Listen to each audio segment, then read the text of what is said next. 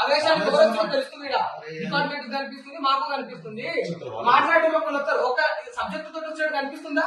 Comment పెట్టు నడుపుతారు, పత్రులు ఏమన్నా ఎందుకు వచ్చి చెప్పండి ఒకసారి.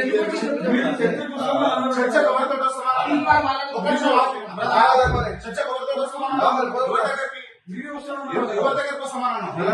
ఎవరు రావాల్సింది? ఎవరు అడిగినా మేము చర్చకు. నీ పేరు నిన్ను పిలిచిందా? నీ పేరేంది మిస్టర్? నీ పేరేంది మిస్టర్? నీ పేరేంది? నీ పేరు